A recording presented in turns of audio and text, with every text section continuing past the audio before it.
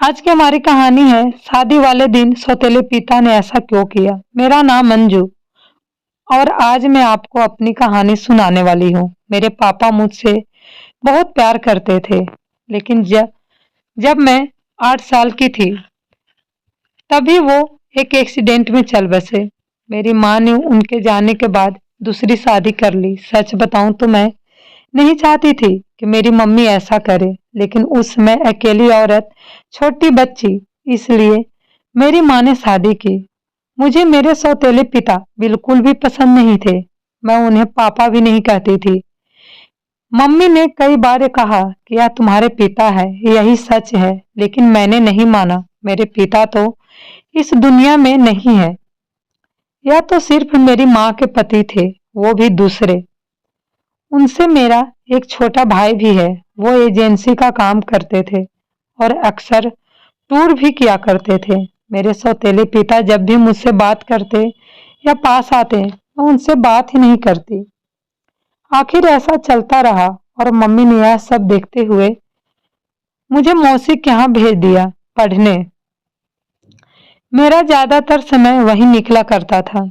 पढ़ाई के बाद मुझे एक लड़के श्याम से प्यार हो गया था। श्याम नया नया ही हमारे शहर में आया था और मौसी के घर के पास ही रहने भी आया था।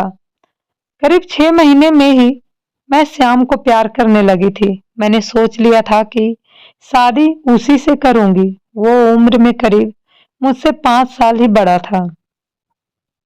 लेकिन प्यार में यह सब कहाँ देखा जाता है। मैंने मेरी माँ को बता दिया कि मैं श्याम से शादी करना चाहती हूँ। मेरी माँ ने बोला कि ठीक है। श्याम को मिलने के लिए मेरे घर बुलाया। श्याम अनाथ था। उसके माता पिता और रिश्तेदार नहीं थे, इसलिए वो खुद ही मेरे घर हमारी शादी की बात करने आया।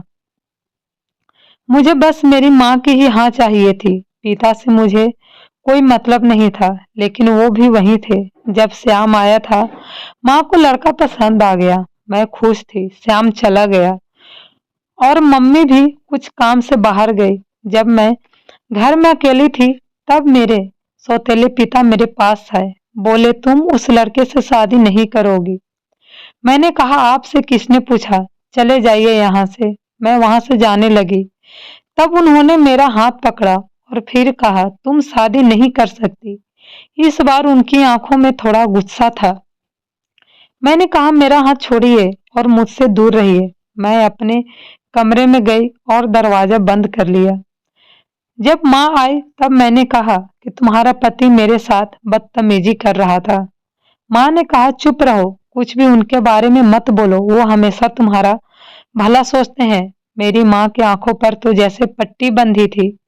माँ ने फिर रात में मुझे बोला कि यह लड़का श्याम सही नहीं है, तू अच्छे से जान पहचान निकलवा ली ना। मुझे समझ आ गया था कि उन्होंने इनके कान भर दिए। मैंने कहा कि खोट श्याम में नहीं, तुम्हारे पति में।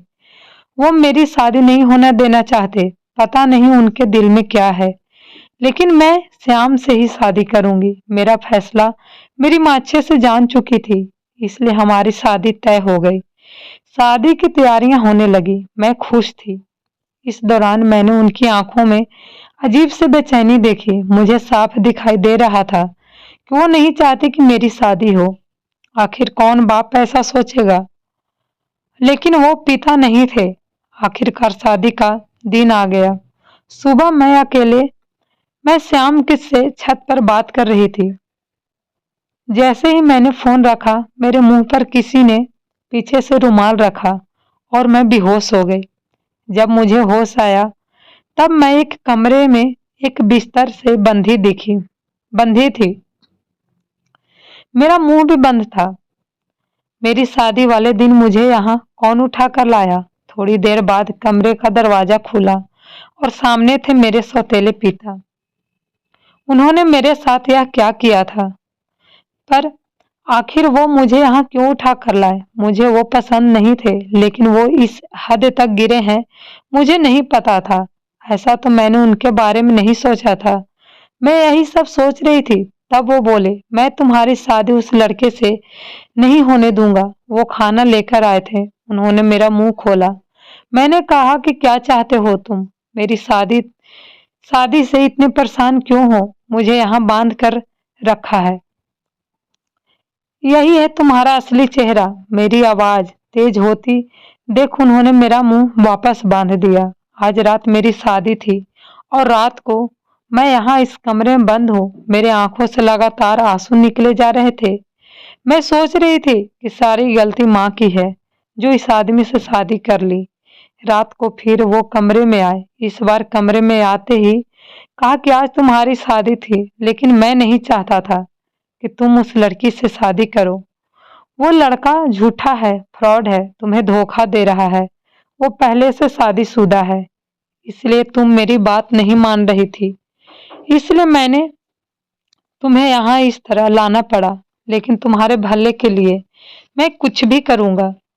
मैं 3 साल पहले जब शहर के बाहर कुछ काम से गया था, तब मुझे यह लड़का होटल में एक लड़की के साथ दिखा था। मुझे इसलिए याद है क्योंकि वो लड़की मेरे जानने वाले दोस्त को जानती थी। उस समय उसने उससे बात की थी, तब भी वो चुप था और मुंह छिपा रहा था। जब तुम उसे घर लाई तब मुझे लगा कि यह वही है, इसलिए मैं तुम्हें मना कर रहा था। मैं जानता हूँ तुम मुझे अपना बाप नहीं मानती, लेकिन मैं तुम्हें हमेशा अपनी बेटी माना है और मैं वही करूँगा जिसमें तुम्हारी भलाई हो। फिर चाहे तुम मुझे कुछ भी समझो, कुछ भी बोलो, उस लड़की की सच्चाई तुम्हें सुबह पता चल जाएगी और तब तक मैं तुम्हें यहीं रखूंगा। और वहां से दरवाजा बंद करके चले गए। सुबह वो वापस आए, साथ में माँ भी थी। माँ ने पहले आते ही मेरे हाथ और मुंह खोला। मैंने मम्मी से कहा कि देखो इस आदमी ने क्या किया। अभी तक मुझे उनकी बातों पर रद्दी भर भी विश्वास नहीं था। लेकिन फिर दरवाजे से एक औरत आई। उसके हाथ में एक छोटा सा बच्चा भी था। वो औरत बोली कि यही सही बोल रहे हैं, वो आदमी धोखेबाज है। उसने मुझे भी धोखा दिया। वो अनाथ नहीं है, उसके घर वाले भी हैं।